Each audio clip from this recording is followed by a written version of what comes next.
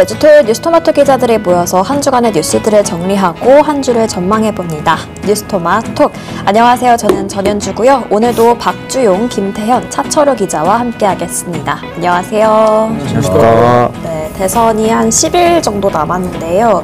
요즘 어떠세요? 바쁘시죠? 네, 바쁩니다. 너무 바쁩니다. 네. 뭐 그래도 이제 좀 쉴 수 있을 때 최대한 좀 쉬려고 하고 있는데. 네. 너무 이게 이슈가 빨라가지고 뉴스를 하루 종일 또 틀어놓는 것 같아요. 원래 쉴 때는 그래도 좀 이렇게 나중에 몰아서 보자 하는 경향이 있었는데 너무 정신없이 지금 뉴스도 보고 뭐 열심히 토론도 보고 열심히 잘 바쁘게 보내고 있습니다. 대선이 다가온다는 건 그만큼 쉴 수 있는 날도 다가온다? 아니죠. 아니죠. 새로운 시작. 새로운 마감이 다가온다. 새로운 시작. 마감이 다가온다. 이래저래 계속 바쁠 것 같습니다. 네, 오늘도 본격적으로 토크 한번 해볼 텐데요. 재외국민 투표는 시작돼서 내일까지 진행이 되고 다음 주에 사전 투표가 진행이 되는데 선거 공보물이 아마 다 각자의 집으로 배송이 됐을 텐데 좀 받아보시고 인상 깊으셨던 부분 있으실까요? 저는 이제 주용 선배 항상 착장이나 이런 걸 얘기하셔가지고 눈여겨보셨나요, 이번에? 넥타이 말씀하셔가지고 넥타이를 눈여겨봤어요. 네. 그래서 이재명, 성진호 후보가 좀 파란 계열을 좀 했더라고요. 네. 그리고 김문수 후보는 역시 빨간색, 이준석 후보는 주황색, 그리고 황교안 후보는 무타이. 타이가 없었습니다. 그리고 공보물 크기가 이제 뭐 이재명, 김문수, 이준석은 같았고, 그 다음에 이준석 후보는 2장, 그리고 뒷번호로 갈수록 이 공보물 크게 작아지더라고요. 네. 그리고 대부분 이를 드러내고 웃었는데 이재명 후보만 이를 드러내지 않았습니다. 그래서 그런 부분에 저는 눈이 가더라고요, 이번에. 디테일하게 보셨네요. 네네, 이번에. 상당히 자세하게 이렇게 봤습니다. 권영국 후보의 이는 너무나도 도드라지게. 그렇죠. 건치십니다. 네. 그런 부분. 네. 정책도 이제 다 후보들이 10대 공약은 이미 봤었는데, 이준석 후보 같은 경우는 뭐 청년이나 기후에, 어제 토론회도 이제 뭐 권영 후보가 공격하긴 했지만, 그런 부분이 없었던 게 좀 중점적으로 눈길이 가더라고요. 원조 퍼스널 컬러 작품가는 어떤 부분에 주목하셨나요? 저는 이제 김문수 후보 공보물 보면 이 세 번째 페이지에 190석 민주당의 의회 독재 횡포라고 돼 있더라고요. 근데 사실 엄밀하게 얘기하면 민주당의 의석수는 현재 171석이거든요. 근데 190석이라는 의미가 이제 뭐 조국혁신당, 뭐 부소속 의원, 그리고 뭐 진보당, 뭐 기본소득당 이런 부분에 이런 정당들 다 합한 것 같은데 사실 개혁신당을 세석을 좀 제외한 거예요. 근데 사실 정확하게 의석수를 표시하자면 171석을 했는데 190석을 좀 강조한 듯이 의회 독재에 대해서 190의석을 가진 민주당이 이렇게 횡포를 부리고 있다 이렇게 좀 한 것 같고 또 이제 눈여겨봤던 거는 이번에 공보물 뒷번에 보면 QR코드를 넣은 후보들이 몇 분 있어요. 이준석 후보 같은 경우는 QR코드 안에 모든 자신의 공약들이 다 있다라고 해서 QR코드를 내놨고 김문수 후보 같은 경우는 QR코드에 자신의 유튜브 채널 김문수 TV를 넣어놨어요. 저희 뉴스토마토도 지면을 보면 QR코드가 있거든요. 거기 보면 영상 뉴스로 이어지면서 뉴스토마토 유튜브 채널로 이어지니까요. 거기도 관심을 가지고 지켜봤으면 좋겠고 한 가지 더 주목받았던 건 홍보같이 회사가 좋아할 것 같은데요. 그리고 김문수 후보 공보물에 오늘의 이제 김문수 후보가 여기까지 대선에 나왔으면서 결정적 장면 하나를 꼽아주신다면 아마 이 서영교 의원이 국무위원 상대로 질의했을 때 계엄에 대해 사과해라 했을 때 일어나지 않고 끝까지 자리 지키면서 앉아있었던 이 장면 공보물이 없었거든요. 공보물이 없었고 근데 아무래도 이 장면이 비상계엄에 대한 사과를 의미하는데 자신은 그렇지 않다. 자신은 사과할 필요가 없다라고 생각해서 앉아있었던 거잖아요. 그러니까 이 부분을 굳이 부각시키지 않으면서 애매한 노선으로 지금 선거 행보가 가고 있는데 이거와 비슷하게 공보물에도 이렇게 표기를 했다 좀 보고 있습니다. 오히려 그걸 넣으면 좀 비상계엄을 떠올리게 할까봐 그렇게 판단하실 수도 있을 것 같아요. 원래 첫 번에 낸 홍보 영상에서도 그렇게 꿋꿋하게 또 앉아 계신 게 있었다가 논란이 되니까 또 이제 슬며시 또 사라졌었거든요. 그런 거 봐서는 중도 확장에 어쨌든 얘기하고 싶은 것 같은데 그러면 제대로 진짜로 기자회견을 가지고 좀 사과를 하시는 게 어떨까 생각이 듭니다. 근데 이게 10대 공약은 발표가 됐는데 최근 기사를 보면 공약집 제출이 아직도 안 됐다고. 그래서 구체적인 공약이 어떻게 되는지는 유권자들이 알 수 없다. 뭐 이런 이제 보도가 나온 적도 있거든요. 그러니까 대선이 지금 10일밖에 안 남았는데 유권자들이 도대체 이 후보로 나온 사람들이 도대체 뭘 구체적으로 하려고 하는지를 모르는 상황이라서 이런 부분은 좀 빨리 좀 해결이 됐으면 좋겠다는 생각이 들고, 다른 한편으로는 공약집이 저희 동네에도 발송이 다 됐을 텐데 저는 집에 들어갔다가 잠깐 이제 본가에 갔다 왔는데 어제까지는 공약집을 못 봤어요. 도착한 공약집, 그러니까 뭐 선거 공보물을 못 봤어요. 그래서 선거 공보물이 이렇게, 그러니까 전주까지도 배달이 안 되나 이런 생각도 했었는데 여러 이제 보도들도 한번 살펴보니까 공약집을 수거해서, 그러니까 공보물을 수거해서 갖다 버리는 분들이 있는 것 같더라고요. 이런 건 못 보게. 네, 이게 이런 거는 이제 굉장히 선거에 영향을 주는 행동이니까 그런 행동은 안 하셔야 된다. 이거 말씀 좀 드리고 싶어요. 그러게요. 공보물 받았다는 분도 있고 또 아직 공보물 못 받았던 분들도 있어서 이게 어떻게 되는 건지 좀 봐야 될 것 같습니다. 공약집도 안 나왔는데 네. 공약집도 안 나왔는데 어제 뭐 사회 분야 TV 토론이 있었습니다만 기존 대선과는 다르게 좀 유난히 방송사 초청 토론회도 없이 공식 토론회만 있다, 이런 비판도 나오고 있는데요. 어제 TV 토론회 좀 이전보다 더 거칠어졌다, 이런 평가가 주를 이루고 있는데 좀 주목하셨던 부분은 어떤 부분이 있을까요? 저 먼저. 네. 저는 이재명 후보가 이준석 후보한테 어떻게 또 대응을 하냐. 약간 이제 이준석 후보의 화법을 보면 네. 이제 사람을 긁는다고 할까요? 네. 그래서 약간 그래서 되게 긁고 나서 좀 만족스러운 표정을 짓는 게 항상 특징인데, 그 부분에 대해서 이재명 후보가 어떻게 이제 하냐. 그때 지난 토론 때는 극단적으로 말씀하신다, 이런 식으로 좀 말씀했는데, 이번에도 이제 그런 언행이나 이런 부분에서 마찬가지로 또 이제 말을 하더라고요. 그렇게 하시면 안 된다라고 이제 오히려 지적을 하는 네. 태도를 보였고, 그리고 기후 분야에 저는 좀 집중을 했어요. 네. 그래서 재생에너지와 원전, 약간 이거를 좀 했는데, 그리고 통합의 방식, 이 부분에 주목을 했는데, 모든 후보가 통합의 필요성은 적극 공감하는데 어떻게 일어났다는 게 좀 부재했던 것 같고, 그다음에 재생에너지와 원전의 장점들을 서로 얘기를 하는데, 이재명 후보 같은 경우는 적절히 뭐 혼합해서 써야 된다, 이렇게 말을 했고, 김문수 후보 같은 경우는 원전이 짱이에요, 약간 이런 느낌으로, 네, 원전을 뭐 60%까지 늘린다, 이런 얘기를 했는데, 사실 그리고 이준석 후보는 원전의 단가를 얘기하면서 제일 저렴한 에너지다라고 말을 했어요. 근데 중요한 거는 단가가 저렴한 것은 맞는데 그 이후에 처리를 어떻게 할 것인가. 네. 폐기물 자체가 위험하잖아요. 근데 그 부분에 대해서는 어떤 에너지를 사용하면 당연히 이제 그 발생하는 부분에 대해서 어떻게 처리를 할 것인가에 대해서도 좀 말을 했어야 되는데 그 부분은 좀 부족했다, 이렇게 좀 지적을 하고 싶습니다. 저는 어제 토론은 사회 갈등에 대한 이제 토론이었거든요. 네. 근데 사회 갈등에 대한 토론인데, 그 토론에서 그러면 후보자들이 보여줘야 되는 모습은 갈등을 봉합하고 그리고 어떻게 통합을 할 것인지에 대한 모습을 보여줘야 됐어요. 근데 두 후보가 너무 눈에 띄었어요. 그러니까 이제 보수 성향의 후보 두 명이 너무나도 사회 갈등을 조장하는 그 발언들을 하는 거. 네. 예를 들면 시작부터 그렇게 했는데, 이거는 이제 김문수 후보와 이준석 후보는 그냥 이재명 후보를 공격하고 갈등과 분열을 조장하는 데에 어떤 중점을 두고 있다라고밖에 안 느껴졌어요. 네.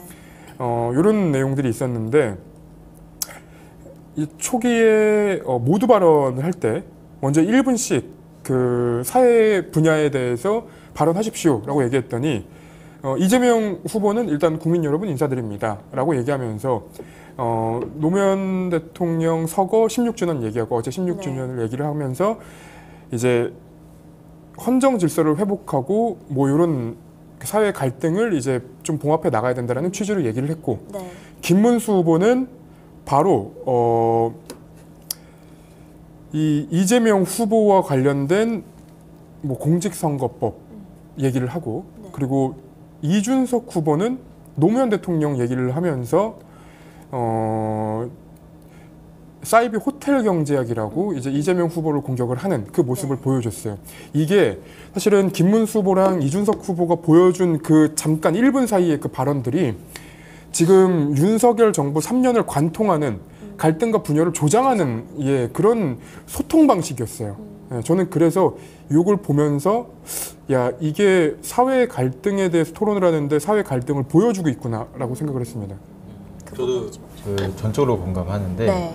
어제 이준석 후보의 그 토론 태도를 보면은 어제 주제가 국민통합 사회의 갈등을 어떻게 할 것이냐 그 자막에도 왔는데 대응 방안은 네. 국민통합 사회통합 대응 방안은 이렇게 나왔단 말이에요. 네. 근데 이준석 후보의 어제 토론 태도를 보면 어제 얘기한 게 장애인 권리 보장을 요구하는 전국 전장현 이른바 전장현 네. 지하철 시위와 네. 그리고 남녀공학 전환 논의에 반발에 벌어진 이 동덕여제 사태를 거론했단 말이에요. 그러면서 거기에 대한 해결책을 내놓지 않고 거기에 대해서 어떻게 생각하느냐 이 문제를 계속 질문을 했거든요. 그러니까 갈등 대립의 사이를 오히려 사례를 끄집어내서 오히려 한쪽 편의 얘기를 본인이 얘기하는 거는 사실상 사회 통합이나 국민 통합과는 거리가 먼 이야기를 지금 이준석 후보가 보여줬고 또 1차 투표와 거의 같은 전략으로 이준석 후보가 나왔는데 네.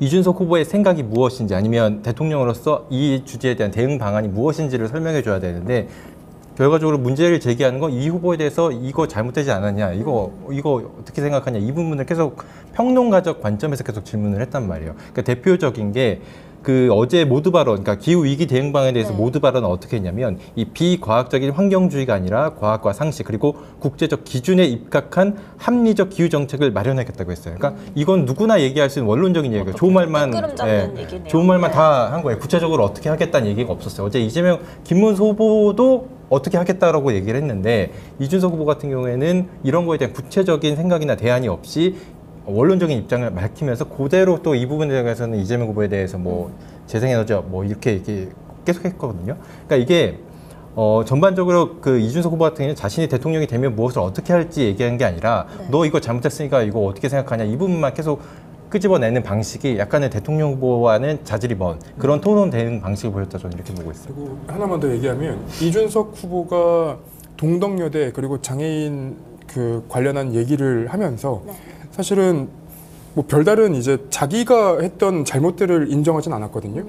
근데 그 두 사건이 사실은 그 가장 이준석 후보가 사회 갈등을 조장했다라고 비판을 받았던 네. 사건인데 모두 발언에서 그런 얘기를 해요. 모두 발언 직후에 이제 또 토론을 하는데 이준석 후보가 어떤 얘기를 하냐면 갈라치고 특정 세대 계층을 뭐 갈라치고 거기에 순응하지 않는 사람들을 적폐라고 몰아붙이면서 우리 사회 갈등 구조를 증폭시켰다.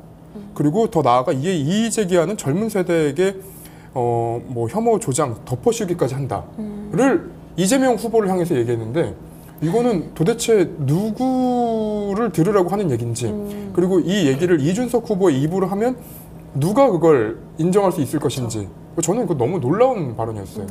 그러니까 물론 이제 뭐 학교에 뭐 피해를 끼쳤다 그리고 네. 시민들의 불편을 야기했다 이 부분은 뭐 잘못했던 지적은 할 수 있어요. 하지만 이 사람들이 왜 이렇게까지 하게 됐는지 그리고 이거에 대해서는 나는 그럼 이 부분에 대한 지적을 받았으니 이런 부분은 이렇게 고쳐 나가고 대화에서 타협하고 설득하겠다 이런 부분이 정치 통합을 하려는 정치인이라면은 그런 말이 나와야지 뭐 이의 있습니다 하면서 뭐 노무현 정신 거론하고 노무현 닮은 정치인이 되고 싶다 이렇게만 하면은 그거는 그냥 자기는 꿈만 꾸는 거잖아요. 그 부분에 대해서는 제가 노무현 정신을 계승하고 뭐 따른다고 하려면은 이런 통합의 방안도 좀 제시를 할 수 있어야 된다고 좀 봅니다. 통합의 방안, 그런 구체적인 방안이 좀 없었던 토론회다 이렇게 정리해 볼 수 있을 것 같은데요. 저희 댓글에서도 이 정무희님은 네거티브 이준석 김문수 후보 좀 돋보였다 이런 점 지적해 주셨고 또 자유은님도 약자들을 조롱하는 모습이 보였다 이렇게 비판을 해주셨습니다. 가뜩이나 이 네거티브가 난무하던 2차 토론회였는데 또 3차 토론회는 오는 27일에 진행이 됩니다. 이 3차 토론회 분야가 또 정치 분야라서 이때는 조금 더 격한 네거티브가 이뤄지지 않을까 이런 우려가 또 나오는 것 같아요. 그때는 좀 목소리도 높아지지 네. 않을까. 그래도 다 지금 보면은 그래도 감정을 최대한 절제하려고 하는데 그때 정치는 정말 꿀잼 보장이다. 네. 만약에 27일 정치 분야 토론회를 간략하게 예상을 네. 한다면 아마 큰 주제는 단일화와 사전투표가 되지 않을까 단일화와 싶어요. 사전투표. 그러니까 이재명 후보 같은 경우는 김문수 후보에게 뭐 사전투표 뭐 그때 정도면 김문수 후보가 결정하지 않겠습니까? 사전투표 네. 할지 본투표를 할지 어떻게 하시겠습니까? 왜 이렇게 결정하시겠습니까? 이런 질문이 갈 거고 단일화 관련해서 이준석 후보, 뭐 김문수 후보 단일화하시겠습니까? 이런 식의 질문이 오고 가겠죠. 이 부분이 좀 그런 부분을 진행되지 않을까 좀. 그 정치 분야에서 그 정치적인 갈등이 생긴 건 과거에도 있어 왔지만 네. 극단적으로 증폭시킨 거는 윤석열 씨의 내란 때문이에요. 그래서 완전히 갈려져 있어요. 내란을 옹호하는 사람들과 그리고 이 내란을 처단해야 된다라고 얘기하는 쪽이 완전히 지금 세게 붙어 있는 상황인데, 문제는 지금 이준석 후보는 그 윤석열 씨를 대통령으로 만든 사람, 양도교육을 했다는 그거에 대해서 한 번도 사과를 한 적이 없는 사람, 그리고 김문수 후보는 내란을 옹호하는 사람. 네. 그러면 이번 정치 분야에서는 정치 양극화에 대해서 이 내란 문제를 사과를 하거나 아니면 이에 대한 반성이 없으면 넘어갈 수 없는데, 네. 절대 그런 사과나 반성은 없겠죠. 네. 그리고 원래 같으면은 좀 자기가 이걸 이뤘다를 되게 자랑하는 후보가 이준석 후보인데, 뭐 당대표 선거에서 뭐 대선도 이기고 그래서 지방선거도 이겼다라고 원래는 되게 자랑을 해왔잖아요. 네. 그 자기 이력으로도 당당하게 또 밝혔고. 근데 지금 이런 유세나 이런 걸 보면은 그런 부분을 강조하지 않아요. 예, 그렇기 때문에 정치 분야에서 뭐 국민의힘 시절 얘기도 좀 많이 하고, 말씀하신 대로 양도구역 이런 부분에 대해서도 좀 언급이 될 것 같다, 이렇게 보입니다. 네, 또 3차 토론회 어떻게 진행될지 27일에 진행되니까 그 부분은 또 저희 다음 주 방송에서 또 다뤄보도록 하고요. 말씀해주신 것처럼 다음 주에는 사전투표 일정도 진행이 됩니다. 또 국민의힘 내부에서는 이 사전투표에 대해서도 좀 일치되지 않은 의견이 계속해서 나오고 있는 것 같은데요. 김문수 선대위는 사전투표를 독려하고 있고, 정작 유세단은 절대 안 한다, 이런 분위기인데, 또 원래 김문수 후보의 공약이 사전투표 폐지였던 걸로 보이는데, 이 반응은 어떻게 해석을 해야 될까요? 아니 뭐 부정선거를 그렇게 주장하시는 분들이 사전투표를 독려하는 게 말이 됩니까? 자기가 내 공약을 모르시는 건지. 네. 네, 그러니까 단순 비교하기는 어렵겠지만, 네. 민주당이 원래 이제 이재명 후보 같은 경우는 기본소득의 방침이었잖아요. 그렇다가 성장의 방점을 찍고 동시에 추진하는 거잖아요. 이런 부분을 어떻게 보면은 이거는 둘 다 어떻게 보면 가능해요. 근데 사전 폐지를 공약하면서 사전 투표를 독려한다? 이거 뭐 어떻게 할 수 있어요? 그래서 이거 둘 다 하겠다는 건지 어떻게 하겠다는 건지 모르겠고, 그럼 저희 같은 사람은 어떻게 투표합니까? 저희는 또 당일날 이제 대선을 실시간으로 지켜봐야 되고 하는데, 네. 그러면은 사전투표가 없으면 그리고 더 투표율도 낮아지고 정치에서 관심이 일반이 더 멀어지는 거예요. 그렇죠. 네. 예, 일반이 참여하는 것 중 가장 적극적으로 정치 활동에 참여하는 게 투표인데, 특히 또 이제 젊은 층 같은 경우는 그러면 사전투표는 전국 어디서나 할 수 있으니까 사전투표 해놓고 그럼 대선 당일에는 좀 이제 쉬는 날이니까 네. 여행 가자, 이렇게도 될 수 있는 거지. 이거를 자기가 폐지하겠습니다. 또 동료는 또 해야지. 약간 이렇게 하는 거는 말이 앞뒤가 안 맞는다고 봅니다. 근데 뭐 이런 민주주의의 꽃은 투표인데, 네. 선거이고 투표인데, 그런 거를 좀 하지 말라고 얘기하시는 분들은 뭐 놀랄 것도 없습니다. 헌법재판관 임명하지 말라고 뭐 단식투쟁까지 하는 분들인데 헌법 파기하라고, 민주주의 파기하라고 뭐 이것저것 하지 말라고 하는 것도 사실 놀라운 일은 아니에요. 김문수 후보가 사전투표를 할지 아니면 본투표를 할지, 이것도 피 내기를 또 아까 커피 내게 다른 거 제안해 주셨어요. 좀 기다리세요. 근데 우리 한 번도 제대로 맞춰본 적이 없는 것 같은데. 이번에는 맞출 수 있겠네요. 네, 그 부분은 조금 이따가 짚어보도록 하고요. 또 이 선거 막바지에 접어들고 있는 상황에서 각 당 분위기도 저희 또 기자들이 모인 만큼 짚어볼 수밖에 없는데, 각 당 분위기도 조금 전해주시죠. 저부터. 네. 네. 민주당은 이제 잘 알려진 대로 경계령, 이제 오만함이나 네. 이런 자만함을 좀 없애자 경계령이 좀 내려지는 상황이고요. 그리고 국민의힘은 뭐 골든 크로스다 어쩐다 해가지고 기대감을 드러내고 있고, 개혁신당은 이제 단일화 공세 막기에 지금 단일화 구획 막기에 좀 급급하다, 이런 상황인데 두 자릿수 지지율에 좀 고무된 분위기인 것 같아요. 근데 이제 민주당 같은 경우는 이재명 후보의 이제 발언을 이제 국민의힘이나 개혁신당이 계속 이제 단어를 찝어가지고 이제 공격을 하고 있잖아요. 그 부분에 대해서 사실 캠프 안팎에서는 그럼 차라리 좀 이재명 후보의 그 이런 발언들을 네. 좀 축소시키고 이제 정책으로 좀 하는 게 어떠냐, 이런 분위기가 있고, 국민의힘은 말씀드린 대로 좀 골든크로스를 좀 기대하고 있는 분위기인 것 같은데, 이따가 또 자세히 얘기하겠지만 네. 여론조사 추이를 보면은 이제 가표집이라고 하죠. 네. 이제 그런 보수층이 지금 가표집이 되고 있는 경향이 계속 있는데, 이 부분에 대해서 좀 꿈을 꾸고 있는 것 같아요. 근데 꿈은 꿀 수 있다, 이렇게 좀 보고 싶고, 개혁신당 같은 경우는 두 자릿수 지지율이 나와서 이제 고무된 게 이제 돈을 이제 선거비를 보전받을 이제 수 있으니까. 반액을 보전받을 네. 수 있으니까 이제 그거에 좀 고무된 분위기가 아닌가, 좀 이렇게 봅니다. 네.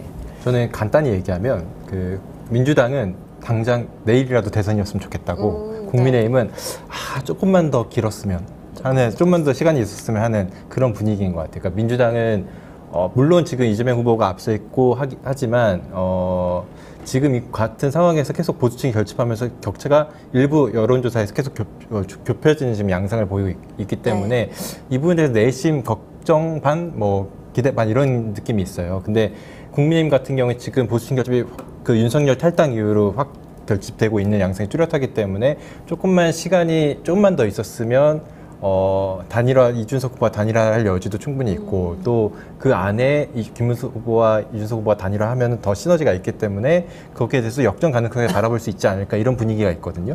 그러니까 양당이 약간 분위기가 다른데 다만 민주당 쪽에서는 현재, 그러니까 예전의 행보와 조금 다른, 전략상 다른 측면이 있다면 예전에는 확실히 좀 보수 우클릭, 그러니까 우클릭으로 하는 측면이 있었다면 최근에는 지지층 결집에 좀 더 나선 모양새요. 아까 뭐 얘기해 줬지만 최근 여론조사 경향을 보면 이렇게 좁혀지는 양상이 아무래도 지난 비상계엄 사태 때 추이와 마찬가지로 보수층의 여론 응답률이 높아지면서 약간 조금씩 좁혀진 양상이거든요. 그러니까 진보층, 그러니까 민주당 지지자들 입장에서는 초반에 이재명 후보가 월등히 앞서 나오고 있기 때문에 결국 뭐 이재명 후보가 이긴 싸움 아니야 하면서 약간 긴장감이 좀 풀어지는 경향이 있었는데 이번에 좁혀지면서 다시 또 민주당 지지자들이 좀 긴장하는 느낌도 들고 그래서 이재명이나 후보나 아니면 민주당 쪽에서도 이번 앞으로 전략을 지지층 결집에 치중하는 좀 모양새로 가지 않을까 싶고 어제 노무현 전 대통령 서거 16주기 행사에 참석하면서도 했던 게 진영과의 접점 그리고 특히 노무현 정신을 강조하면서 지지층 결집에 나선 것으로 좀 보입니다. 지지층 결집에 좀 나섰다 이렇게 정리를 해주셨습니다. 또 지난주 방송에서는 저희가 김상욱 의원의 지원 유세도 다뤘었는데 이후에도 또 주말 사이에 허은하 전 대표를 비롯해서 뭐 김용남 전 의원 또 손학규 전 대표 등 보수 인사들이 잇따른 이재명 후보 지지 선언이 있었습니다. 계속해서 뭐 빅텐트는 뭐 국민의힘에서 쳐질 거라는 예상과는 달리 오히려 이쪽에서 빅텐트가 좀 쳐졌다고 봐야 될 것 같아요. 제가 저번에 반윤연대라고 좀 이렇게 말을 했던 것 같은데 여기에 추가적으로 이 두 김용남, 허은하 전 대표만 보면은 반 이준석 연대도 같이 포함돼 있구나. 사실 허은하 대표는 이제 그 이준석 후보한테 이제 그 의원직까지 던지면서 따라갔던 분이시고, 근데 다만 이제 일단 입당이 또 이뤄져야 되는 것 같은데. 보수 스피커도 영입도 많이 하고 보수 정치인도 좀 영입을 많이 해서 이제 민주당도 보수적인 부분에 이제 좀 다를 수 있다. 이제 보수가 주장하는 것도 수용하고 정책적으로 발전시킬 그런 의지가 있다라는 걸 이번에 충분히 좀 공감하신 것 같고, 다만 이제 말씀드린 대로 입당 여부가 빨리 결정돼야 되는데 조만간 입당 여부를 결정 내린다고 하니까 지켜보시는 것도 좋을 것 같습니다. 이재명 캠프는 이제는 이제 빅텐트라고 표현하는 것보다 거의 노아의 방주라고 표현을 하는 게 맞는 것 같아요. 왜냐하면 지금 애국 보수 단체들이 갑자기 지지 선언을 하고요. 그리고 얼마 전에 이제 김대남 씨가 뭐 합류했다고 얘기했다고 뭐 철회하는 경우도 있었는데 그 사람뿐만 아니라 다른 보수 인사들 중에도 뜬금없이 입당하거나 지지 선언을 하는 사람들이 생기고 있거든요. 심지어 저는 그 손학규 전 의원이 김문수 후보 지지 유세를 하다가 이제 저는 오늘 아침부터 이재명을 지지하기로 했습니다. 하하하 김문수 이렇게 바꿨는데 그 친분이 길었어요. 심지어 그 지지자분들도 자기들도 모르게 박수 쳤어요 이미. 근데 그렇게 이제 헷갈릴 만큼 이 판이 너무나도 이재명 후보한테 몰려 있고 이재명 후보 쪽으로 지금 쏠려가고 있다. 뭐 이런 얘기는 좀 드리고 싶고 그리고 다른 하나는 우리 언론이 그 특정 후보에 대해서 너무 비판적인 얘기를 안 하는 것 같아요. 예를 들면 이제 얼마 전에 박중 선배가 전화를 주셔가지고 제가 기사를 급하게 바꿨던 적이 있는데 그때 이준석 캠프의 함익병 선거위원장이 공동 선대위원장이 SBS 라디오 나가가지고 내부 여론조사를 돌렸던 거를 공표를 했거든요. 이건 선거법 위반이에요. 심지어 그 여심위에서 저희한테 연락을 줘서 그러니까 이 여론에 영향을 줄 수 있으니 함익병 씨가 얘기한 그 수치를 지워라라고 연락이 왔는데 이에 대해서 우리 언론은 비판하지 않습니다. 심지어 저희 기사 나가고 나서 미디어스에서 기사가 하나 나왔어요. 네. 그 뒤에 나온 기사 뭔지 아세요? 2자릿수 넘기 위해 총력전이라고 기사들이 나오기 시작해요. 그러니까 이 선거법 위반은 거의 지적하지 않습니다. 이거 큰 문제가 아닌 거예요. 그 2자릿수 나왔다 그거에 좀 집중하는 거예요. 2자릿수가 나왔다에 지금 집중을 하는 거고, 이거를 돌려서 만약에 이재명 후보를 이제 지지율을 더 높이기 위해서 이재명 후보의 캠프에 있는 누군가가 라디오 나와서 우리 자체 여론조사 돌려봤더니 이만큼 나왔다고 얘기하면은 우리 언론이 안 때릴까요? 엄청 때리겠죠. 엄청나게 때릴 거예요. 근데 이게 너무나도 저는 좀 놀라운 상황이었어요, 보면서. 이게 보면은 개혁신당이나 이제 이런 부분을 보면은 자기들의 의혹 제기에 대해서 이제 뭐 공보 방해는 올리는 것도 있지만 항상 이런 큰 이슈가 될 만한 것들은 침묵을 해요. 그렇죠. 네, 항상 대답을 해요. 물론 누구나 불리하면 그럴 수 있겠지만 침묵을 해요. 근데 네.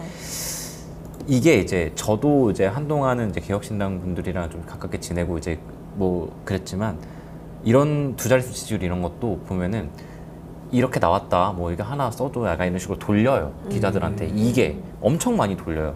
항상. 지금은 저 안 오는데 저도 항상 이렇게 왔어요. 뭐 써달라 직접 얘기는 하는 건 아니지만 와요, 이런 것들이. 그래서 그 부분에 대해서 그러면은 쓰는 게 있는데 몇몇 이제 기자분들께서 네.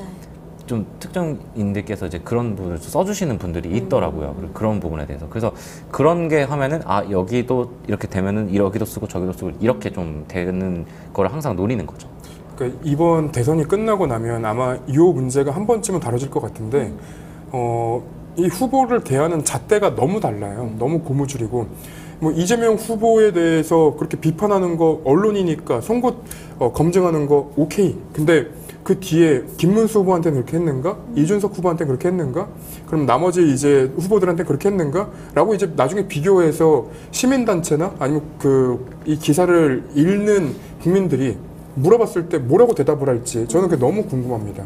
언론도 평등한 좀 잣대를 대야 한다 이렇게 지적을 해주셨습니다. 또 저희 좀 댓글 좀 살펴보면요, 아까 그 손학규 전 대표 얘기해 주셔가지고 내심 이재명이었던 거 아니냐 이렇게 김계정님 댓글 주셨고요.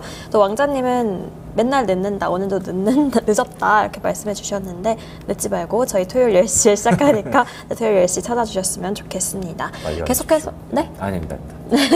계속해서 저희 여론조사 얘기가 많이 나왔는데 한 주간의 여론조사 흐름은 어땠는지도 좀 짚어주세요. 네, 그러니까 일부 여론조사 같은 경우에는 두 후보, 그러니까 이재명 후보와 김문수 후보의 격차가 좁혀지는 양상도 있었고 네. 또 일정 그대로 가는 양상도 있었거든요. 흐름이 그러니까 유지한 채로. 그래서 저희 뉴스토마토 의뢰로 실시한 미디어토마토 여론조사에 보면 이재명 후보가 다자 대결, 그러니까 사자 대결에서도 과반의 지지를 얻으면서 대세론을 좀 굳힌 것으로 보였습니다. 그 51.9%가 이재명 후보를 지지했고, 그리고 김문수 후보가 37.6, 그리고 이준석 후보가 7.2, 권영국 후보가 0.7%의 지지율을 기록했는데요. 네. 저희가 이번에는 그 보수 후보 단일화를 통해서 만약에 양자 대결이 펼쳐질 경우 여론의 흐름이 좀 어떻게 될지 한번 봤어요. 그러니까 이재명 후보가 그 김문수 후보와 이준석 후보의 양자 대결에서 무난하게 앞서는 걸로 나타났는데요. 그 이번에서 만약 범보수 진영에서 김문수 후보로 단일화한다면 누구에게 투표하겠는지 묻는 질문에 53.4%가 이재명 후보를 선택했고요. 네. 김문수 후보의 지지율은 39.6%였습니다. 그리고 이번에는 이준석 후보로 범보수 후보가 단일화된다면 누굴 선택하겠는지 묻는 질문에 이재명 후보는 53.3%, 그리고 이준석 후보 지지율은 26.3%로 나왔어요. 그러니까 김문수 후보와 이준석 후보 누가 단일 후보가 돼도 이재명 후보가 과반의 지지를 받는 걸로 나타났어요. 특히 제가 재밌게 본 건 이 성별로 봤거든요. 그러니까 단일 후보 이준석 후보에 대한 여성 지지율이 김문수 후보가 큰 차이를 보였어요. 그러니까 이재명 대 김문수 후보의 여성 지지율을 보면 이재명 58.0%, 그리고 김문수 37.1%가 나왔거든요. 네. 근데 이재명 대 이준석의 여성 후보 지지율을 보면 이재명 58.0, 이준석 22.3%로 두 후보, 김문수 후보와 이준석 후보를 비교해보면 김문수 후보 37.1% 네. 그리고 이준석 22.3%가 나온 거예요. 확실히 여성 네, 여성표에서 오히려 김문수 후보가 10%더 높게 나온 거죠. 그러니까 그만큼 여성에 대한 표심이 이준석 후보에게 좀 적게 나온다. 좀 이렇게 볼 수 있을 것 같고 자세한 내용은 중앙선거 여론조사 심의위원회 홈페이지를 참조하면 됩니다. 네, 깔끔하게 하실까봐 제가 또 이렇게 읽으려고 준비하고 있었는데 그걸 바로 하셨네요. 깔끔하게 근데 거기까지 정리해 주셨습니다. 이번 여론조사는 우리 이제 유권자분들이 조금 더 신경을 써서, 그러니까 사실 언론에서 해줘야 되는 거지만 신경을 써서 좀 봐야 될 게, 이 언론사들 이번 주까지만 이제 공표가 가능한 거잖아요. 근데 여태까지 여론조사가 진행됐을 때 그 질문지가 어떻게 짜졌는지도 한 번쯤은 궁금하시면 찾아보시는 게 굉장히 네. 좋을 것 같아요. 제가 대표적으로 5월 16일부터 17일에 했던 한 언론사의 그 여론조사 질문지를 보고 좀 놀랐는데, 네, 어떤 식으로 돼 있었나요? 그런 거예요. 그러니까 첫 번째 질문은 어느 정당을 지지하십니까? 라고 나오죠. 두 번째 질문부터가 이제 이런 겁니다. 만약 내일 대통령 선거일이라면 선생님께서는 누구를 지지하시겠습니까? 라고 바로 뒤에 그 다음부터 이제 단일화의 필요성, 단일화 후보 적합도, 가상 대결 얘기를 하고, 네. 그 뒤에 이제 대통령의 형사상 불소추 특권을 얘기하면서 이재명 후보가 대통령이 되면 어떻게 법을 바꿀 것인가, 네. 이 바꿨을 때 어떻게 생각하는가 라는 걸 질문을 하거든요. 그리고 나서 이제 맨 마지막 질문이 누구한테 투표하셨습니까? 이런 거예요. 그러니까 이재명 후보에 대한 어떤 굉장히 바이어스가 많이 들어간 그 질문들을 끼워놓고 네. 그 뒤에 지지 성향을 물어보는 거라서 이런 여론조사를 보면 튀어요. 많이 튑니다. 네. 근데 이 여론조사가 튀는데 그 튀는 그 여론조사 내용을 보고도 그 언론사에서는 사실 이런 질문지까지는 잘 보지 않잖아요. 다 그 결과가 나오면 그걸 그냥 쓰니까. 그러면 이거는 그 특정 언론사가 특정 후보를 위해 약간 이제 선거운동을 뛴다라고 이제 비판을 받을 수도 있는 지점인데 저희가 지적하지 않으면은 사실 알 수가 없는 부분이라 네. 이런 거는 한 번쯤은 제가 좀 말씀을 드리고 싶어서 좀 거론을 해봤습니다. 그러니까 여론조사를 볼 때 저는 눈여겨보는 게 사실 뭐 아까도 말씀하신 질문지가 어떤 형식으로 짜여져 있느냐, 그리고 보수층과 진보층의 응답률 차이가 얼마 정도 차이가 나느냐, 그리고 한 가지 저분은 중도층 지지율은 지난 비상계엄 때도 그 좁혀진 적이 있었잖아요. 네. 그 정당하냐 안 하냐, 뭐 네. 탄핵 찬성하냐 반대, 이것도 좁혀진 적이 있었는데 지금도 거의 비슷한 흐름이거든요. 근데 그때도 주목했던 게 중도층 지지율이었어요. 그때 당시에 비상계엄에 찬성하냐 반대하냐, 탄핵 찬성하냐 반대하도 중도층 지지율은 거의 일정하게 6대4. 그러니까 탄핵 찬성 6, 뭐 탄핵 반대 4 이 정도였거든요. 이번 대선도 마찬가지로 주목할 만한 게 중도층 지지율이 이재명 후보가 계속 과반을 넘고 있어요. 네. 그러니까 지지율이 하락해도 어느 정도 과반을 차지하고 있는데 그 중도층 지지율 이재명 후보가 얼마나 크게 뭐 변동이 있느냐, 이걸 좀 주목했으면 좋을 것 같습니다. 네, 유권자분들께도 이 여론조사를 볼 때 어느 부분을 유념해서 봐야 하는지까지 짚어주셨고요. 아까 저희가 짚었던 여론조사에서도 이 단일화 얘기를 했는데 또 대선 일정이 다가오면서 또 마지막 변수로 꼽히는 게 이 김문수 후보와 이준석 후보 간의 단일화 여부입니다. 우선 이준석 후보가 지난 22일에 단일화 거부 선언을 하긴 했는데요. 또 양상을 보면 또 할 것 같다 이런 얘기가 나오고 있습니다. 자세한 이야기 하기 전에 이준석 후보의 기자회견 발언 영상으로 보고 이야기 이어가도록 하겠습니다. 이번 대통령 선거에 저 이준석과 개혁신당은 끝까지 이준석 그리고 개혁신당의 이름으로 반드시 승리할 것입니다. 투표용지에는 기호 4번 이준석의 이름이 선명히 보일 것입니다. 그 오른쪽 빈칸에 기표용구로 꾹 눌러 찍어주십시오. 여러분의 오늘 그리고 내일에 투자하는 가장 효능감 있는 한 표가 될 것입니다. 네, 할게요. 네. 우선 기자회견을 보면은 단일화하지 않겠다 이렇게 말은 했는데요. 어제도 이재명 후보를 비롯해서 김민석 중앙선대위 공정훈 선대위원장은 결국에는 단일화할 거다 이렇게 예측하고 있습니다. 아까 말했던 커피 내기가 바로 이건데요. 어떻게들 예상하세요? 단일화할지 아니면 그대로 저부터요? 갈지? 저는 할 거라고 좀 생각하고 있는데 네. 막판에 해야 좀 극적이고 컨벤션 효과가 항상 있잖아요. 물론 그리고 단일화를 하면은 물론 이준석 지지층도 실망은 할 거예요. 그래서 뭐 항상 보면은 뭐 7대3 정도로 해서 이제 30%가 지지층에서 이탈한다는 그런 것들이 있는데 그 이탈 틈을 안 주는 거죠. 약간 항상 이제 이런 식으로 해가지고. 그리고 안철수 의원이 전에 이제 단일화 안 한다고 이제 하면서 손가락 자른다고 이제 말씀을 하셨는데 이준석 후보는 뭐 안 걸었잖아요. 만약에 진짜 안 할 거였으면 뭔가 조건을 내세웠겠죠. 근데 그런 게 없었고 김문수 후보를 주인공으로 했을 때 단일화를 안 한다는 뜻인 것이지 자신이 주인공이 됐을 때는 그 단일화를 하지 않을까 이렇게 좀 예측을 하고요. 네. 국민의힘에서는 당연 이제 서로 이제 그런 눈치 싸움이 치열하겠죠. 근데 이준석 후보는 항상 주인공이 좀 되고 싶어 하는 그런 심리가 좀 있다고 생각을 해가지고 결국에는 정말 막판에 사퇴라고 들어가지도 않고 이준석 후보가 말씀하신 대로 이준석 후보가 그대로 있는 상태에서 단일화할 가능성이 충분히 있다 이렇게 보고 있습니다. 마지막 극적 단일화 네. 이렇게 짚어주었습니다.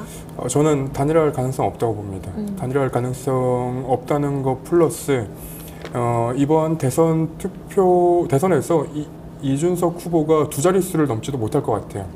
왜냐하면 이준석 후보는 이제 연성 지지층을 흡수하고 그리고 이제 보수 지지층 중에서도 약간 젊은 층 플러스 이제 60, 70대까지 다 자기가 포섭을 해보겠다는 지금 의지를 보이는 것 같은데 네. 선거 전략상 보수의 60대, 70대를 포섭하기 위해서는 노무현 전 대통령을 거론하면 안 되고요. 그리고 민주당의 연성 지지층을 포섭하기에는 네. 이재명 그 후보의 지지율이 너무 높고 이준석 후보의 비호감도가 너무 높습니다. 네. 그렇기 때문에 이 이준석 후보가 연성 지지층을 흡수해 오겠다는 그 어떤 큰 전략까지도 사실은 저는 선거 전략으로서는 너무 좀 실패한 전략이 아닌가. 그래서 김문수 후보랑 만약에 단일화를 하게 될 경우에는 그럼 지금까지 갖고 왔던 노무현 전 대통령과 관련된 그 발언들 다 철회해야 돼요. 국민의힘에서 받아들일 수 없는 네. 발언입니다. 그러면 이준석 후보가 지금까지 자기가 어제 이제 봉화마을 가고 눈물까지 흘리고 왔는데 김문수 후보를 만나서 자기가 쌓아온 그 선거 기간 쌓아온 그 이미지를 버려 볼 의지가 있을까? 저는 없다고 봅니다. 전략상 두 자릿수도 어렵고 단일화 안 할 것이다 이렇게 짚어주셨습니다. 저는 단일화 할 거라고 좀 보는 이유가 여론의 추이를 좀 보긴 해야겠지만 네.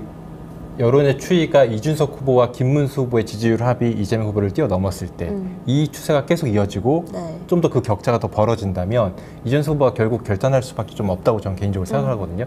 왜냐하면은 아마 이준석 후보가 단일화를 하지 않고 대선 결과가 또 김문수 후보하고 이준석 후보 득표율을 합쳐봤더니 이재명을 넘었다. 그러면 이 보수 진영의 비판의 화살은 이준석 후보에게 갈 가능성이 높아요. 왜냐하면 네. 이전 대선에서 심상정 정의당 후보에게 단일화 안 해서 이재명 후보가 졌다는 얘기가 진보 진영에서 나왔듯이 네. 보수 진영에서 이준석 후보가 단일화 안 해서 졌다 이런 얘기가 나올 거고 그렇기 때문에 그 압박을 이준석 후보가 직접적으로 다 받아야겠죠. 그래서 만약에 저도 득표율은 10%를 안 넘을 거라고 좀 예상을 하는데 그렇게 10%를 넘었다고 해도 보수 진영의 그러한 비판의 목소리가 높기 때문에 네. 다시 국민의힘 복귀가 쉽지 않다. 사실상 이번에 한번 국민의힘에 복귀를 한 후 거기서 다시 정책 기반을 쌓는 게 오히려 이준석 후보 입장에서는 더 나을 수 있다. 저는 이렇게 생각을 하기 때문에 단일화 가능성도 좀 있다. 다만 저는 약간 안 할 가능성을 보자면 하긴 하지만 한다고 걸치신 건가요? 하지만 예전에 개혁신당하고 이낙연 신당의 합당 때도 비슷했듯이 이준석 지지자들이 단일화를 굉장히 많이 반대해요. 거의 100%, 90% 이상에 가까울 정도로 이제 단일화 반대하거든요. 이걸 과연 이준석 후보가 접을 수 있느냐 이 부분이 조금 관건일 것 같습니다. 이준석 후보의 미래를 생각했을 때 단일화 할 거다 이렇게 좀 정리를 해볼 수 있을 것 같은데요. 또 저희 댓글에 정재훈님은 단일화 100% 한다. 명태균 약점 잡히고 안 하면 2, 3%밖에 안 나올 것 같아서 단일화 할 거다 이렇게 짚어주셨습니다. 다음 주까지 어떻게 될지 네, 좀 지켜보도록 하겠습니다. 이번에는 갈렸으니까 누군가는 커피를 마실 수 있을 거예요. 제가 세 잔을 마시잖아요. 오, 강력한데요. 다음 주 커피 누가 먹는지까지 지켜보시면 좋을 것 같습니다. 또 이 단일화 여부와 관련해서 또 주목됐던 게 당권 거래설입니다. 이동훈 선대위 공보단장이 친윤계 인사들이 당권 줄 테니까 단일화 하자고 한다 이렇게 말을 하면서 들어와서 당을 먹어라식의 말을 한다 이런 페이스북 글을 올렸던 게 좀 화제가 됐는데요. 이와 관련해서 국민의힘 내부 반응이 좀 어땠는지 궁금합니다. 그러니까 뭐 친윤계는 가만히 있을 수밖에 없죠. 친한계에서 반발이 컸는데 특히 한동훈 대표가 페이스북에 직접적으로 이제 또 언급을 하면서 네. 이제 친윤계를 비판을 정말 세게 하기 시작했는데 어떻게 보면은 국민의힘은 20대 대선이 끝난 직후부터 지금까지 이게 정리가 되지가 않았어요. 그래서 국민의힘에서도 정말 근데 다만 친윤계를 중심으로도 아 진짜 이러다가 한동훈 전 대표가 다시 돌아서 당권 잡으면은 우리 진짜 끝난다. 약간 이런 분위기도 좀 일부 있는 것 같고 네. 친한계 같은 경우도 좀 아 이거 좀 계속 공격하다 보면은 지지층이 좀 모이겠네. 약간 이런 것도 있는 것 같아요. 그리고 실제로 지금 이런 유세나 이런 거 가보면은 뭐 기호의원 누굽니까 이러면은 한동훈 이런 분위기도 생각보다 네. 많고 이래가지고 계속 끊임없이 이제 대선이 끝난 다음에도 계속 이제 그 당권 싸움이 계속 될 것 같고 다만 이제 지방선거 때는 어떤 결정을 지도부가 내릴지 모르겠지만 일각에서 제가 취재해본 바로는 계속 비대위 체제를 유지하려고 시도를 할 것이다라는 전망도 나와가지고 한동훈계에서는 그렇다면은 이제 그 공간이 이제 없으니까 그때는 참고 총선 때 나와서 당권을 잡을 것이다. 그래서 이제 뭐 친윤들을 좀 이제 몰아낼 것이다. 이런 전망들도 나오더라고요. 그래서 앞으로도 계속 개파싸움이 좀 심각해질 것 같습니다. 앞으로 개파싸움 계속 될 근데 거다. 친윤들이 이 당에 들어와서 당을 먹어라라고 얘기하는 게 무슨 의미가 있는지 잘 모르겠어요. 왜냐면 친윤들도 당을 못 먹고 있는 상황인데. 거기다 지난 대선 때 윤석열 당시 후보와 안철수 후보의 단일화 때도 안철수 후보에게 어느 정도의 권한, 당내 권한 이런 네. 게 힘이 쏠릴 것 같았는데 결과적으로는 안철수 후보는 거의 지금 국민 내부에서 비주류 인사이거든요. 그렇기 때문에 당권을 실질적으로 약속했다고 실질적으로 줄지는 전혀 불투명하기 때문에 이준석 후보 입장에서도 당연히 뭐 거절할 수밖에 없죠. 그리고 이번 선거가 끝나고 나면 사실 지금 검찰과 경찰이 시동을 걸고 있는데 명태균 게이트를 비롯해서 김건희 씨의 뭐 통일교와 관련된 내용들, 건진법사 게이트도 있고요. 여러 이제 이슈들이 산적해 있어요. 거기다가 지금 내란이 벌어졌던 당일에 국민의힘 그 관계자들이 윤석열 씨와 통화했던 그러니까 국민의힘의 고위 그 의원들이 윤석열 씨랑 통화했던 기록들도 다 지금 속속들이 나오고 있거든요.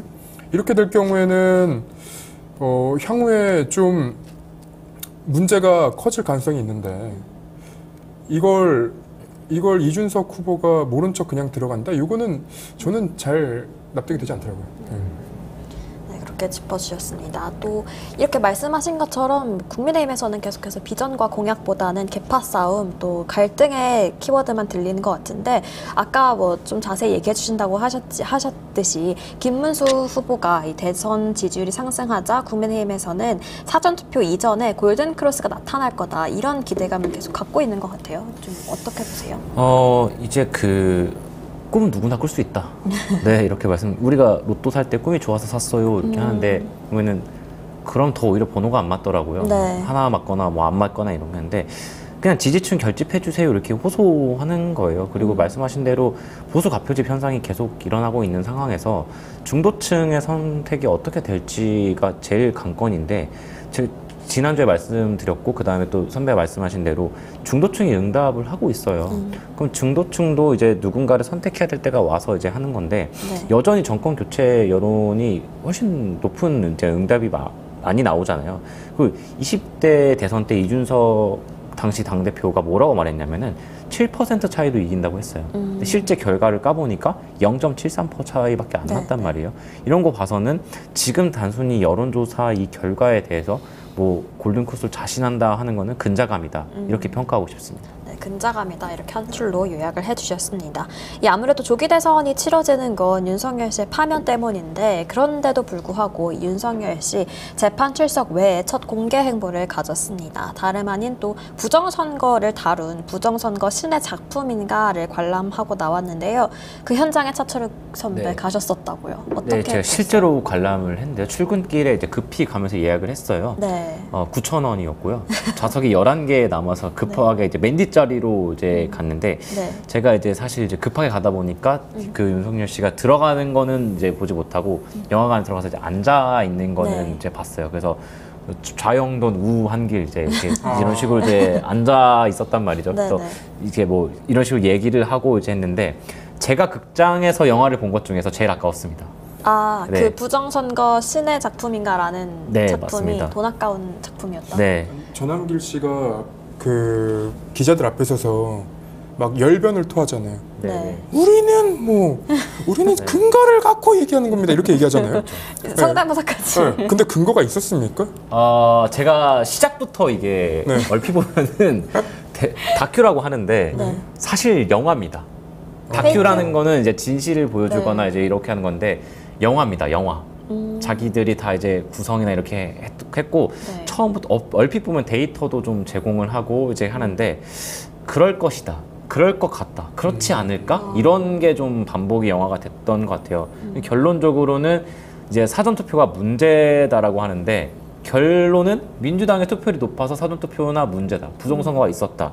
이게 전부고 제 오른쪽에 계신 분은 심지어 코를 골면서 주무셨습니다. 네. 지지자로 지지자. 보였는데 네. 정말 열심히 주무시더라고요. 그래서 저도 잠깐은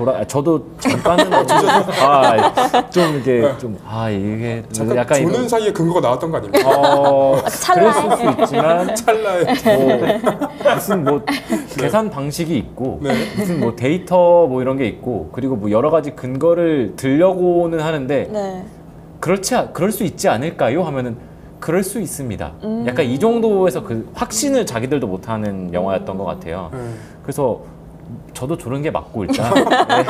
그분이 코 고는 소리에 다시 깼습니다. 다행히 그래서 봐야 되니까 이제 네. 그래서 그리고 갔는데 의외로 이제 또 저 나이 또래 분들이 좀 많고 풍선이 있어서 빨간색 풍선으로 뭐 다시 뭐 돌아오세요, 뭐 대통령으로 해주세요, 뭐 이런 식으로 좀 그들만의 이제 콘서트였는데 어쨌든 제가 예매를 선곡했잖아요. 네. 그럼 그 매진이 됐어야 되는데 매진 자체도 안 됐고 단순히 그냥 그들을 위한 소규모 뭐 팬미팅 이 정도로 좀 하고 말씀드리고 싶고 끝나고 나서 말씀하신 대로 전한길 씨가 이제 뭐 백브리핑이라고 하죠. 그것도 네. 하고 이영돈 PD도 백브리핑을 했는데 그리고 황교안 네. 후보도 왔어요. 청년들도 대동해서. 예, 맞습니다. 근데 이제 저는 솔직히 말하면 가면서 이제 현장에서 워딩도 쳐야 되는데 네. 제 너무 현타가 오는 거예요. 내가 이 말을 왜 쳐야 되나. 그래서 현장에서 워딩 노트북을 덮었습니다. 네, 그러고서 이건 아닌 것 같다라고 생각해서 바로 나왔고요. 다시는 가고 싶지 않습니다. 그런 게 있다면. 물론 일이기 때문에 해야 되지만 굳이 가고 싶진 않습니다. 전 개인적으로 그런 이벤트가 한 번 더 있지 않을까 생각하는데 저는 처음에 약간 그때 예매한다고 해서 네. 자리가 남아 있을까 했거든요 사실. 네. 근데 예매했더라고요. 11자리가 남아있었다고. 원래 그런 경우면 다들 그쵸. 매진해야죠. 네. 왜냐면 미리 알려주고 뭐 했을 네. 테니까. 그렇죠. 근데 예매를 한다 그래갖고 했는데 진짜 실제로 예매를 해갖고 네. 이렇게 어떻게 예매할 수 있었지? 라는 생각이 들었고 그 당시에 윤석 씨가 이제 나와서 이제 행보했잖아요. 네. 관람도 하고 했는데 이분이 정말 멘탈이 정말 장난 아니구나. 대단하시구나 라는 생각이 들었거든요. 이렇게 보통 그렇게 탄핵 파면 당한 후에 공개 행보가 네. 사실 물론 중간중간 재판이 있긴 했지만 공개 행보가 사실 하기가 쉽지 않은데 영화 관람을 했고 그 영화 관람의 주제도 뚜렷하고 이런 상황에서 실제적으로 본인이 직접 와갖고 지지자 앞에서 영화 관람하는 모습을 보여주기가 쉽지 않은데 이런 것까지 한 게 상당히 어떻게 보면 또 대단하고 좀 그렇다라고 생각을 했고 결과적으로 대선 전에 이런 이벤트성 행보가 한 번 더 있지 않을까 개인적으로 예측을 해봅니다. 궁금은 해서 가보고는 싶었는데 그 자리에 앉아 있는 2시간이 너무 길었다. 빨리 밥을 먹으러 가고 싶었다. 약간 이런 생각이 들었고 현타가 좀 솔직히 말하면 맞습니다. 영화의 내용 자체가 말씀드린 대로 이 하나 예를 들자면은 뭐 이제 뭐 스포가 될 수 있지만 어떤 일정의 데이터를 제공해요. 이 그래프를 보면은 이 모양과 이 모양이 이제 뭐 반대로 뒤집으면 같다. 그래서 부정선거고 사전투표다. 이런 식으로 몰아가는 영화란 말이죠. 그래서 이게 말이 안 되는 것 같고, 그리고 뭐 누가 또 식을 뭐 사전투표를 뭐 할 수 있는 뭐 식을 개발했다. 뭐 이런 식으로 제시를 해가지고 뭐 식을 하는데 그거에 대한 식에 대한 설명도 없고 그냥 뭐 X는 뭐 어쩌고 뭐 분의 뭐 해가지고 그래서 이런 식을 내가 완성시켰다. 이런 식으로 하고 뭐 선관위 해킹 시스템 뭐 이런 거 지적을 하는데 이게 나름 내가 뭔가 논리는 갖추려고 했네요. 논리를 갖추려고 시도를 한 거죠. 저 요 비슷한 거 유튜브에서 본 적 있습니다. 그 지구 평평론이라고 지구가 평평하다라고 이제 논리적 근거를 제시하는 분들이 있었거든요. 네. 그거 좀 비슷해요. 그리고 저는 너무 놀라운 게 그 한동훈 전 대표가 쓴 책을 보면 계엄이 이제 비상계엄 이후에 윤석열과 처음 면담을 할 때 윤석열이 단 한 번도 이 부정선거에 대해서 얘기한 적이 없대요. 책에 그렇게 나와 있거든요. 그러면 부정선거 때문에 이 비상계엄을 선포를 할 정도였으면 그 당대표를 만나자마자 야 이거 부정선거 큰 문제다라고 얘기를 했어야 됐는데 그런 얘기를 안 했다. 사후에 만들어진 논리로밖에 생각이 안 돼요. 그리고 과거에 이제 박근혜가 탄핵이 됐을 때는 보수 언론도 금방 손절을 했고요. 그리고 그 보수 정당도 손절을 빨리 했고, 그리고 언론에서도 보수 언론에서도 이 손절 타이밍을 다 빨리빨리 봤기 때문에 이에 대해서 그냥 버리고 갔어요. 근데 이제 윤석열 씨 사례는 다릅니다. 윤석열 씨는 본인이 잊혀지기가 싫어요. 그래서 중간중간 자꾸 나와가지고 그 보수, 그러니까 이제 뭐 조중동을 포함한 보수 언론 기사를 보면 여기도 이제 왔다 갔다 해요.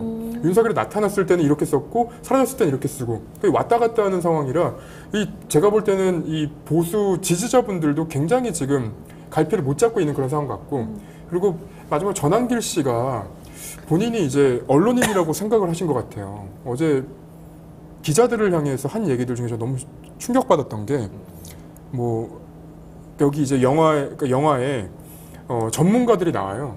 서울대 누구, 인하대 누구 이렇게 나오는데, 맞아요. 네, 나오는데 전한길 씨가 기자들을 향해서 당신들이 이 사람보다 전문가가 아니지 않습니까? 이렇게 소리를 질러요. 근데 야 이거 너무 전 조롱으로 들렸어요. 그쵸. 너무 충격이었어요. 그거 보고.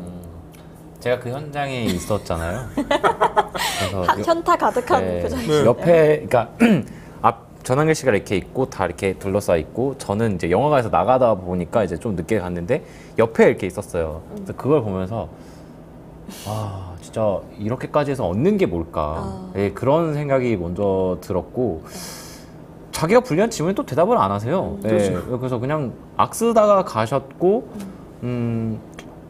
뭐 진심인지는 모르겠습니다. 하지만 제가 느끼기에는 연기를 참 진짜 잘하신다. 이제 배우를 하셔도 될 것 같다.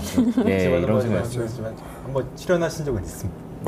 드라마에 그쵸, 편집은 됐지만 그 배우다 편집됐지만 그래서 그런 생각이 들었습니다. 그분들이 그렇게까지 이제 과도한 주장을 하는 이유가 뭘까? 이게 생각을 해 나가다 보면 이 결론에 뭐가 도달을 하냐면, 윤석열 씨가 비상계엄을 선포한 게 문제가 없어야 본인들이 내란을 옹호했던 게 문제가 없어져요. 사실 그거밖에 없어요. 그 이상의 뭔가 충성심 혹은 이제 어떤 이념? 저는 그런 건 하나도 없다고 봅니다. 그래서 영화의 마지막에도 이제 뭐 윤석열 씨가 나와서 비상계엄을 선포한다 약간 이런 게 하고 뭐 선관위 가는 군인들 그림 뭐 약간 이런 것들이 좀 마지막에 나오는데, 그래서 결국엔 이걸 옹호하기 위한 영화였구나. 이제 부정선거라는 주장을 통해서, 억지적인 주장을 통해서 이런 내란을 옹호하기 위한 영화였다라는 이제 결론에 저는 도달을 했습니다. 내란을 옹호하기 위한 영화였다, 이렇게 얘기해 주셨습니다. 말씀해 주셨듯이 뭐 윤석열 씨가 부정선거 그 과거부터 주장했던 거 아니다, 이렇게 얘기를 했고, 또 한동훈 전 대표가 윤석열 사전투표 해왔었다 계속 이렇게 말을 해서, 저는 개인적으로 윤석열 씨가 이번에 사전투표를 할지 본투표를 할지도 조금 재밌게 눈여겨볼 만한 지점이 아닐까 이런 생각을 하고요. 마지막으로 저희가 좀 시간이 없어서 짧게 김건희 씨에 대해서 좀 짚어봐야 될 것 같은데 좀 수사 속도가 붙고 있다 이렇게 봐도 되는 걸까요? 그 김건희 씨가 그 검찰에 출석을 계속 안 하고 있어요. 네. 이거는 이제 명태균 게이트 관련한 그 수사인데 뭐 선거에 영향을 줄 수 있다. 뭐 특정 정당에 불리한 기사가 나올 수 있다. 뭐 이런 식의 이제 주장을 하면서 안 나온 건데 네. 검찰이 희한하게 대선 이후로 소환 조사 일정을 또 미뤄줬어요. 그러니까 여전히 특혜를 주고 있다라는 점은 이제 분명한 것 같고, 네. 근데 그것과는 별개로 이 건진법사가 건진법사 수사를 받는 과정에서 여러 이제 이슈들이 툭툭툭 튀어나오고 있단 말이에요. 이건 결국은 김건희 씨를 확인하지 않으면, 김건희 씨와 주변을 털지 않으면 네. 수사가 마무리될 수가 없어서 수사가 앞으로 쭉쭉 진행이 될 겁니다. 거기 이제 김건희 씨 그 코바나 컨텐츠에서 같이 근무했던 유모 씨, 조모 씨라는 사람이 네. 있는데 이 중에 한 명은 예전에 디올백 받았던 인물이에요.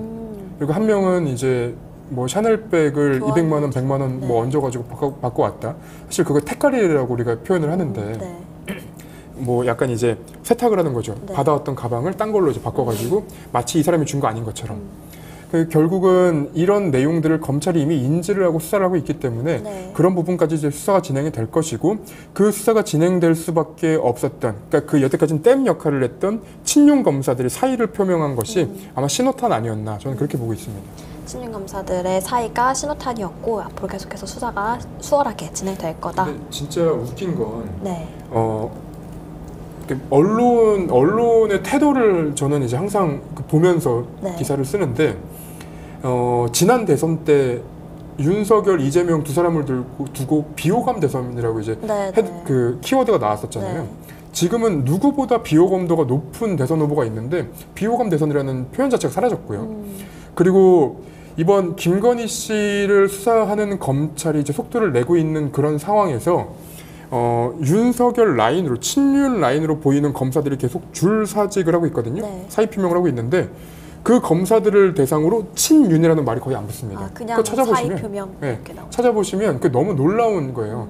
왜냐하면 지난 정부에서는 문재인 정부의 검사들, 그 문재인 정부에서 승승장구했던 검사들 앞에는 무조건 친문이라고 붙었어요. 근데 친윤이라는 내용이 없습니다. 이거는 우리 언론이 얼마나 편파적인지 보여주는 단면이기도 해요.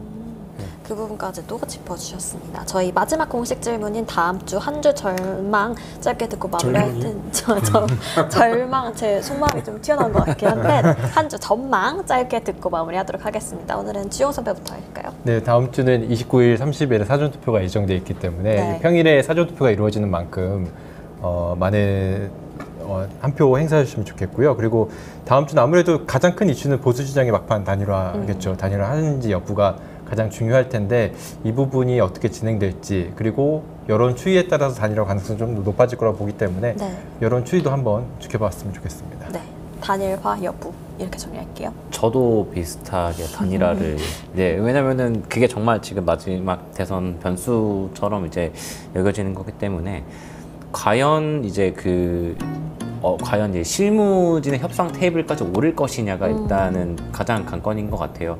아직까지는 이제 뭐 국민의힘에서는 막 뭐 언론을 통해서 이제 여론전을 하고 있는데 네. 막판에는 결국에는 이제 뭐 친윤계가 뭐 이제 뭐 했다라는 것처럼 할 수 있는데 과연 이제 공식적으로 내부 제안이 들어갈 것인지, 그래서 단일화의 그 실질적인 추진이 이제 변수가 될 것이다. 그게 없다면은 뭐 단일화에 난을 겪을 수 있지만 단일화가 될 가장 큰 변수다. 네, 이렇게 보고 있습니다. 네. 저는 이번 대선은 이제 우리 국민들이 겪어보지 못한 내란을 그 뒤로한 그 대선이기 때문에 역대 최고의 사전 투표율이 나오지 않을까. 그래서 사전 투표율이 얼마나 나올지, 최고를 찍을지 그 부분이 저는 제일 다음 주에는 가장 큰 관심사가 아닐까. 네, 단일화 여부와 사전투표율이 얼마나 기록될지 이 부분 이렇게 정리해보면 될 것 같습니다. 또 저희 단일화 관련해서 다음 주에 누구 손에 커피가 들려 있는지도 함께 지켜봐 주시면 네. 아, 이게 다 가져가면 디저트를 그냥 커피 3잔 대신에 디저트 하나. 아, 케이크 이렇게 딱 드리는 건가요? 커피 3잔이요. 커피 3잔인데도. 그럼 이제 1리터짜리 이렇게 그럼 합쳐서도 가능합니다. 다음 주 기대해 네. 주시고요. 말씀드렸듯이 다음 주 목요일과 금요일은 사전투표 일정이 예정돼 있습니다. 오전 6시부터 오후 6시까지니까요. 본투표에 참여하기 어려우신 분들은 시간 잘 확인하셔서 소중한 한 표 행사해 주시면 좋을 것 같습니다. 저희는 다음 주 토요일 10시에 또 찾아오도록 하겠습니다. 함께해 주신 여러분 고맙습니다.